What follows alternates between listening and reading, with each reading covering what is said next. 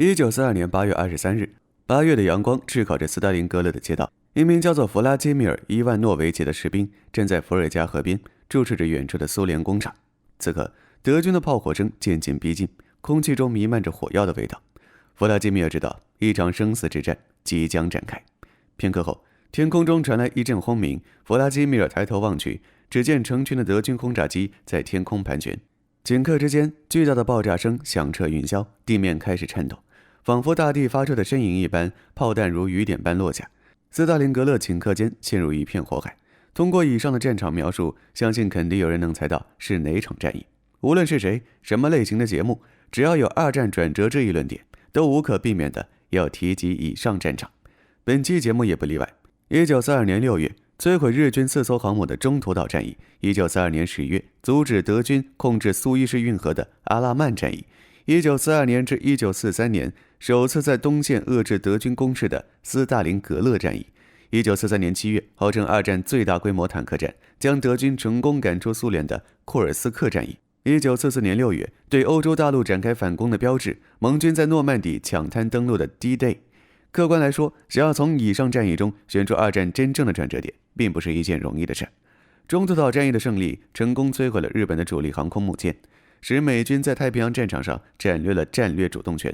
但是这场战役直接改变的只是太平洋战区的战略格局，并没有对欧洲战场和全球战局产生直接的决定性影响。诺曼底登陆标志着盟军开始在西欧展开全面反攻，对抗德国在欧洲大陆的占领，迫使德军进入东西两线同时作战的被动局面，极大分散了其军力和资源。然而，当二战进入1944年时，纳粹德国已经在多个战线上处于防御态势，也就是说，彼时德军已经失去了战略主动权，其主要精力只是防御和应对盟军的进攻。在此背景之下，诺曼底登陆很显然只是德国整体战略局势恶化的加速过程而已。以上几场战役相比，斯大林格勒战役在战略、战术、资源消耗、士气与心理影响等诸多方面都产生了巨大且深远的影响。它不仅改变了东线的战局，更是首次的动摇了轴心国的战争潜力，并为盟军最终赢得战争奠定了坚实的基础。那么今天我们就来聊聊这场被大多数军事专家和历史爱好者们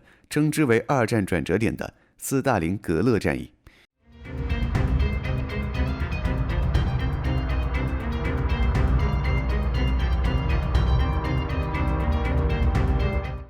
1941年6月22日，纳粹德国发动巴巴罗萨行动，入侵苏联，迅速深入苏联领土。12月，在夏季和秋季遭受多次失败后，苏联军队在莫斯科保卫战中发起反攻，将德国军队驱逐莫斯科郊区。1942年春天，德国人已经稳定了从北部列宁格勒到南部罗斯托夫的战线，这条战线上有许多突出部，苏联的进攻将德国人击退，特别是在墨西哥西北部和哈尔科夫南在最南端。德国人控制了乌克兰大部分地区和克米里亚大部分地区，只有萨瓦斯托波尔和一小部分克赤半岛仍在苏联手中。德国人相信，当影响部队整体机动性的寒冬过去，他们就能彻底拿下整个苏联。在当时，这并非只是一种执念。虽然希特勒的中央集团军群在此前遭受了重创，但其65%的步兵在冬季战斗中并没有参与战斗，而且得到了休息和重新装备。北方集团军群和南方集团军群在冬季也没有受到特别严重的损失。令希特勒困惑的是，当德国宣布支持日本之后，美国也加入了战斗。新的英美同盟国表示，他们的首要任务是对抗德国，因此希特勒希望在美国深入，在与欧洲战争之前结束东线的战斗，或至少将其影响降至最小化。无论他选择什么计划，都必须具有重大的战略意义，比如摧毁并最终占领莫斯科，迫使战争加速结束。占领莫斯科可能会迫使苏联投降，至少会严重破坏苏联的指挥中枢和制造业，使他们失去主力军的地位。莫斯科对德国来说和对于苏联一样重要。另一种战术是切断苏联的补给，来打破战略平衡。全面战争的基本理论是，如果一个国家的工业产出被破坏，他们的军队将无法作战，理所当然的会被击败。希特勒本人一直声称喜欢这种战争方式，并在巴巴罗萨行动期间亲自干预，占领他认为具有首要工业重要性的地区。在这种情况下，有一个明显的目标，那就是高加索地区的油田。苏联的绝大部分燃料都来自这些油田，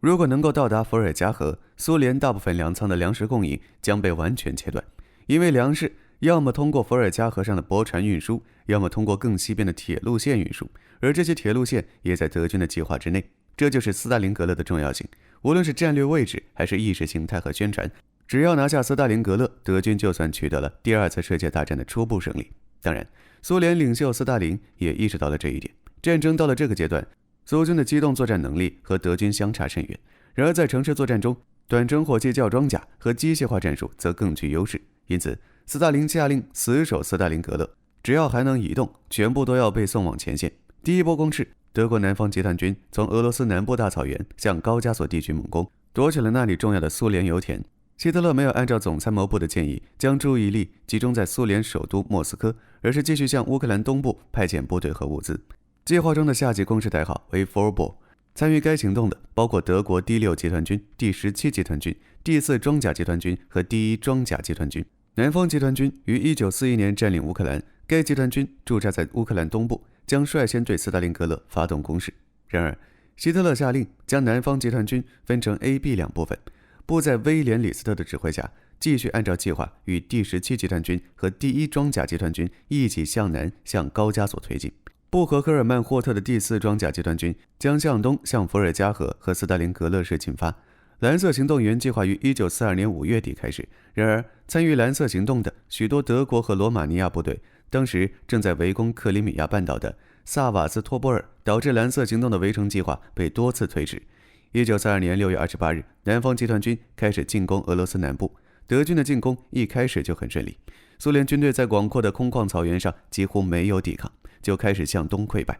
与此同时，匈牙利第2集团军和德国第4装甲集团军向沃罗涅日发动了进攻，并于7月5日占领了该地区的城市。第6集团军的初步推进非常成功，希特勒见此命令第4装甲集团军加入南方集团军军部。但是当第4装甲集团军和第6装甲集团军会合时，发生了严重的交通堵塞。两支集团军在试图清理成千上万辆车辆造成的混乱时，都陷入了瘫痪，至少耽误了1周的推进。至此，希特勒改变主意，重新指派第4装甲集团军进攻斯大林格勒。到7月底，德军已将苏联军队赶过顿河。此时，德军开始使用意大利、匈牙利和罗马尼亚盟友的军队来守卫其左翼。德国第6集团军距离斯大林格勒只有几十公里，而现在位于他们南部的第4装甲集团军则转向北部，帮助攻占该城。在南部 ，A 集团军正在向高加索地区推进，但由于补给线过度延伸，他们的前进速度减慢。由于距离遥远，这两个德国集团军无法相互支援，盟军守卫其左翼。7月，德国的意图变得清晰起来。斯大林于1942年8月1日任命安德烈·叶列缅科元帅为苏联东南方面军司令。叶列缅科和尼基塔·赫鲁晓夫政委负责制定斯大林格勒保卫战的计划。斯大林格勒的东部边界是宽阔的伏尔加河，河对岸部署了更多的苏联部队，这支部队组合成了新成立的第62集团军。叶列缅科于1942年9月11日将其交由瓦利西·崔可夫中将指挥。第62集团军的任务是不惜一切代价保卫斯大林格勒。在德国国防军到达斯大林格勒之前，德国空军已经使伏尔加河这条通道陷入了瘫痪。7月25日至7月31日之间，32艘苏联船只被击沉，只有9艘受损。詹以冯·里希特霍芬大将的第4航空舰队对该市进行猛烈轰炸开始。在1942年夏秋两季，该舰队是世界上最强大的空中力量，约有1000吨炸弹被投下，这座城市很快变成了废墟，但一些工厂幸存下来并继续生产。克罗地亚第369加强步兵团是德国国防军在突击行动中选入斯大林格勒市的唯一一支非德国部队。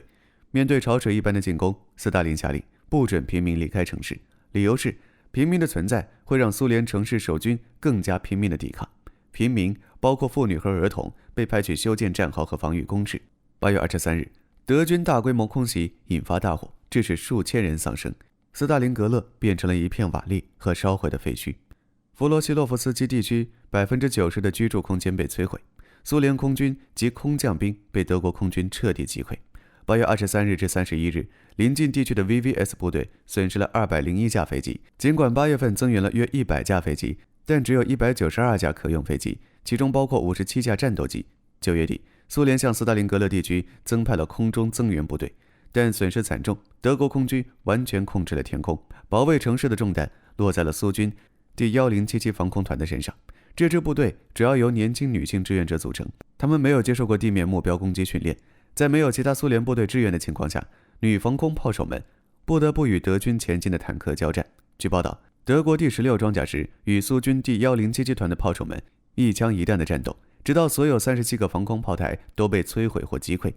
一开始，苏联人大量依赖由不直接参与战争生产的工人组成的工人民兵，在很短的一段时间内，坦克继续生产，然后由工厂工人志愿驾驶，坦克直接从工厂车间开到前线，通常没有油漆，甚至没有瞄准器。到8月底，南方集团军终于抵达斯大林格勒以北的伏尔加河，随后又向该市南部的伏尔加河推进。到9月1日，苏联只能通过危险的伏尔加河渡口增援和补给斯大林格勒的部队，并不断遭到德国炮火和飞机的轰炸。9月5日，苏联第24和第66集团军对14装甲军发动大规模进攻，德国空军对苏联炮兵阵地和防线进行重创，帮助德军击退了此次进攻。仅仅几个小时后，苏联军队被迫撤退。苏联投入的120辆坦克中有30辆在空袭中受损。9月18日，苏联第1近卫军团和第24集团军在科特鲁班对第8军团发动进攻。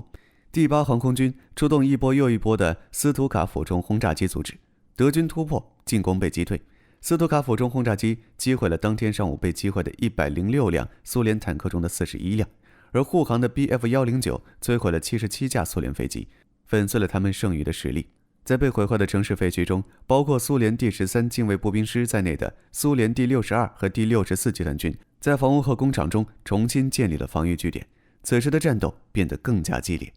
兵临城下》这部电影的开头很好地描述了这一阶段战争的惨烈。刚抵达该城的新兵预计寿命从24小时下降至9分钟。24小时的平均生存时长指的是整场战役的新兵，但是在这一阶段，就连苏联军官的预期寿命也没有达到这一标准。斯大林于1942年7月27日发布第227号命令，规定所有未经授权撤退的指挥官都应接受军事法庭的审判，口号是一步也不后退。与此同时，向斯大林格勒推进的德国人也伤亡惨重。德国军事理论以合成兵种团队和坦克、步兵、工兵、炮兵和对地攻击机的密切合作为基础。为了应对这种情况，苏联指挥官采取了简单的权宜之计，即始终将前线保持在尽可能近的距离。崔可夫称这种战术为拥抱德国人，这迫使德国步兵要么独自作战，要么冒着被自己的支援火力击伤的风险。这么一来，大大抵消了德国的近距离空中支援，削弱了炮兵支援，每条街道、每家工厂、每栋房屋、地下室和楼梯都爆发了激烈的战斗。下水道里也有枪战。德国人把这种看不见的城市战争称为老鼠战。他们开玩笑说，虽然占领了厨房，但仍在为客厅而战。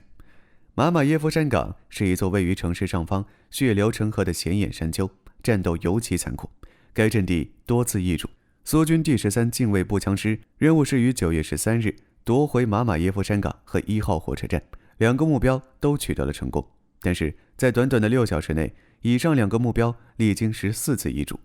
到了第二天晚上，第13近卫步枪师已不复存在，但其士兵杀死的德国人数量大致相同。据安东尼·比夫称，1944年在马马耶夫山岗顶上挖出了2具尸体，一具是德国人，一具是苏联人。他们似乎同时用刺刀刺穿了对方的胸膛。当时他们被一枚炮弹引发的尘土掩埋。在粮仓的战斗尤为激烈，有时苏联和德国士兵可以听到对方的呼吸声。在城市的另一边，雅科夫·巴甫洛夫指挥的一个苏联派将一栋公寓楼变成了一座坚不可摧的堡垒。这座后来被称为巴甫洛夫之家的建筑俯瞰着市中心的一个广场。士兵们在它周围布设了雷区，在窗户处设置了机枪阵地，并打开地下室的墙壁以方便通讯。2个月内，他们没有换岗，也没有得到显著增援。战役结束后，崔可夫喜欢开玩笑说，也许这是正确的。在试图占领巴甫洛夫之家时，死亡的德国人比攻占巴黎时死亡的德国人还多。据比夫说，在第2个月里，德军对大楼发布了每一波反复持续的攻击，每隔一段时间，苏联人必须冲出阵地，推倒堆成山的德军尸体，以便大楼里的机枪和反坦克炮手能够在整个广场上拥有清晰的射击视角。没能及时派出部队渡过伏尔加河，是普遍认为德军在此战中犯下的最大的错误之一。这让苏联人得以在伏尔加河东岸建立炮兵连，用以轰炸德军阵地。德军坦克在高达8米的瓦砾堆中变得毫无用处。苏联狙击手也成功利用废墟，给德军造成了重大伤亡。最成功的狙击手是扎伊采夫，他在战斗中共击毙300多人，其中包括一名希特勒专门派到斯大林格勒战场的德国狙击手。对于斯大林和希特勒这座城市来说，斯大林格勒战役除了具有实际的战略意义外，还关系到声誉问题。决心粉碎苏联抵抗的德国空军第4突击队于10月5日对杰尔任斯基托拉机场的苏联阵地进行了700次轰炸，整个苏联军团被歼灭。第二天早上的一次空袭中，苏联第339步兵团的全体参谋人员全部遇难。到10月中旬，德国空军加强了对西岸剩余红军阵地的攻击，此时苏联的空中抵抗已不再有效。10月14日，第4航空舰队出动2000架次，投下600吨炸弹，德国步兵包围了3家工厂。第1、2和77轰炸机大幅度压制了伏尔加河东岸的苏联炮火，苏联军队被逼入伏尔加河西岸910米的狭长地带。德国空军虽然一直到11月初占据着制空权，但是轰炸机部队的受损情况也越发严重。480架飞机中仅剩下232架。尽管德国空军在质量上优于苏联空军，但是投入战场的第4舰队已经无法阻止苏联空中力量的快速增长。到反攻时，苏联在轰炸机数量上已经占了上风。苏联轰炸机部队左翼航空队在过去18个月中损失惨重，只能在夜间飞行。从7月17日到11月19日，苏联轰炸机以这种方式在斯大林格勒和顿河湾地区飞行了11317架次。这些袭击造成的损失很小，只是起到了干扰作用。11月8日，德国空军第4舰队的大量部队被调往北非，以对抗美国登陆。经过3个月的大屠杀和缓慢而代价高昂的推进，德军终于抵达河岸，占领了90%的废墟城市，并将剩余的苏联军队分成2个狭窄的阵地。此外，伏尔加河上的伏兵现在阻止了船只和拖船，为河对岸的苏联守军提供补给。尽管如此，在马马耶夫山坡和城市北部工厂区内仍然一如既往的激烈。争夺10月钢铁厂、杰尔任斯基托拉机场和巴里卡迪枪械厂的战斗举世闻名。当苏联士兵与德军交火时，工厂工人在战场附近修理受损的苏联坦克和武器，有时甚至直接在战场上修理。这些平民还自愿担任坦克成员来替换死伤者，哪怕他们没有在战斗中操作坦克的经验或训练。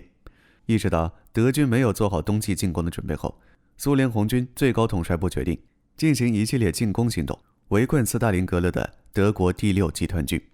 在战后历史上，这次行动是开启卫国战争第2阶段的关键战略时期，也是开启1942至1943年冬季战役的重要节点。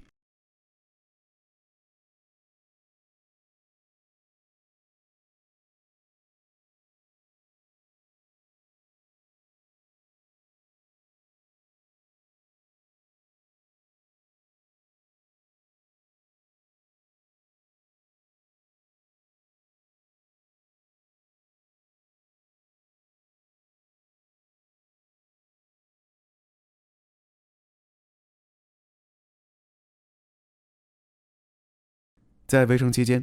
保护 B 集团军侧翼的德国、意大利、匈牙利和罗马尼亚军队向总部施压，要求提供支援。匈牙利第2集团军主要由装备不良和训练不足的部队组成，其任务是保卫斯大林格勒以北200公里的战线。该战线位于意大利集团军和沃罗涅日之间，这导致战线非常薄弱，一些地区1至2公里的战线仅由1个排防守。苏联军队在河西岸控制了几个桥头堡，对 B 集团军构成了潜在的严重威胁。然而，希特勒过于专注于城市战役，以至于侧翼的支援请求被拒绝。陆军总参谋长弗朗茨·哈尔德对希特勒的决定表示担忧。他指出，德国侧翼薄弱，声称如果不纠正侧翼局势，那么就会有灾难。1942年秋天，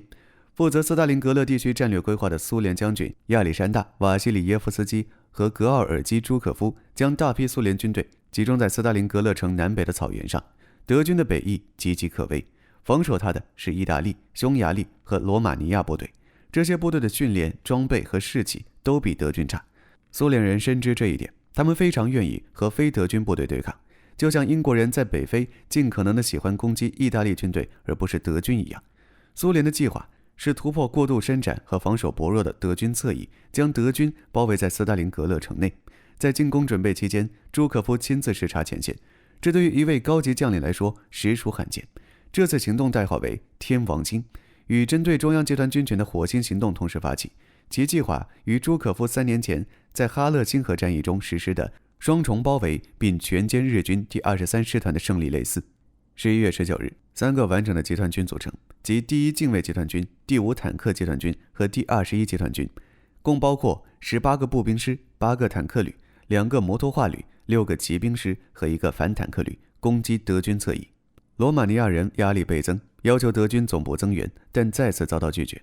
罗马尼亚第3集团军分散，人数众多且装备不良，德国第6集团军的北翼被彻底击溃。11月20日，第2次苏联攻势在斯大林格勒南部发动，针对罗马尼亚第4军控制的据点，主要由步兵组成的罗马尼亚军队几乎立即崩溃。苏联军队迅速向西展开前行攻势，2天后在卡拉奇镇附近会师，封锁了斯大林格勒周边地区。苏联人后来重新翻拍了这一对峙场面的录像，用作宣传，向闻名全球。由于苏联的前行攻势，大约23万名德国和罗马尼亚士兵以及克罗地亚第369加强步兵团和其他志愿辅助部队被困在包围圈内。包围圈内还有幸存的苏联平民约1万人，以及数千名在战斗中被德国俘虏的苏联士兵都被苏军层层包围。包围他们的红军部队形成2个防御阵线，一个面向内部的围墙，以防御任何突围企图；另一个面向外部的反围墙，以防御任何救援企图。9月30日，希特勒在柏林体育宫的一次公开演讲中宣称，德军绝不会离开这座城市。在苏军被包围后不久的一次会议上，德军首领们敦促立即突围到顿河以西的新防线。第4航空舰队司令沃尔夫拉姆·冯·里希特霍芬曾试图推翻这一决定，但没有成功。那么这也就意味着第6集团军只能通过空运获得补给。被困在包围圈中的还有第4装甲集团军的一个军，很明显，通过空运向包围圈提供补给是不可能的。他们每天最多能运送 117.5 吨物资，远远低于包围圈每天所需的800吨。为了补充有限数量的荣克斯 JU-57 运输机，德国人配备了完全不胜任这一角色的飞机，比如 HE-177 轰炸机来执行补给任务。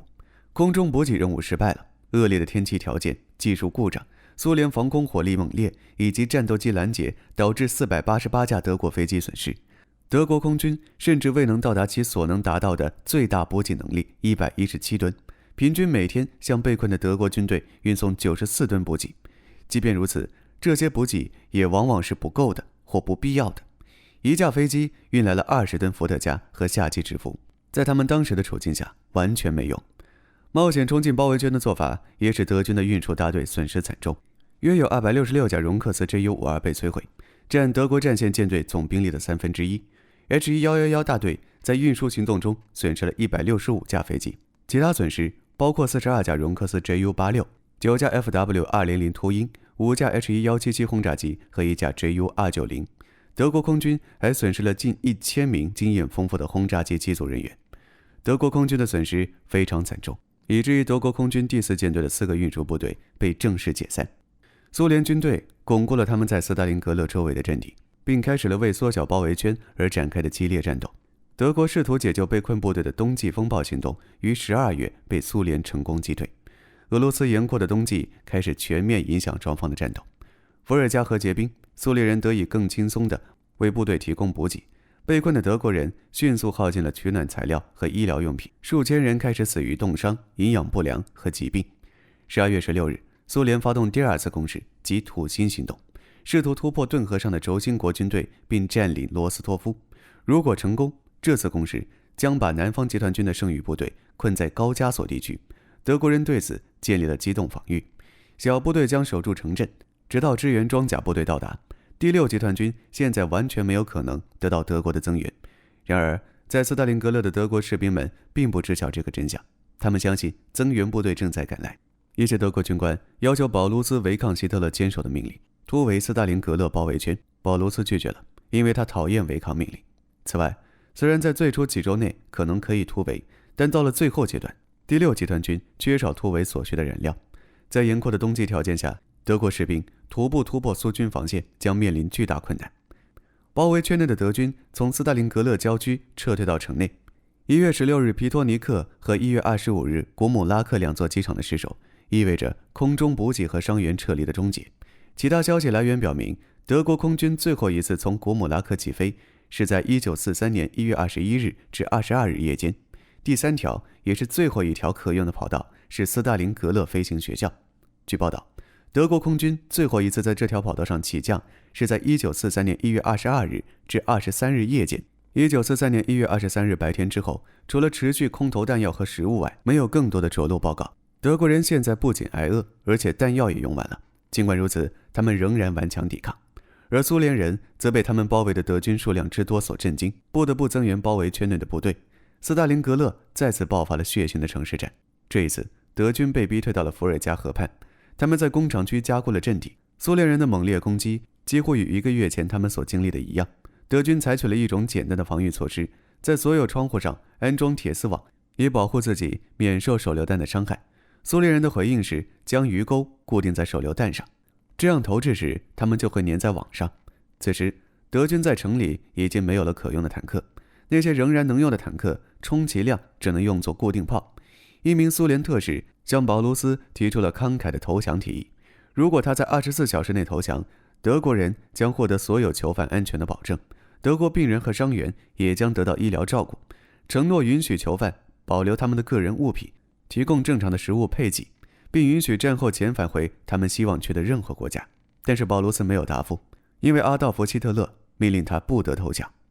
1943年1月30日，希特勒将弗里德里希·保卢斯晋升为陆军元帅。由于从未有德国陆军元帅被俘，希特勒认为保卢斯会继续战斗或自杀。然而第二天，当苏联军队包围了保卢斯在被毁坏的 GUM 百货商店中的总部时，保卢斯投降了。2月2日，斯大林格勒的德军残余部队投降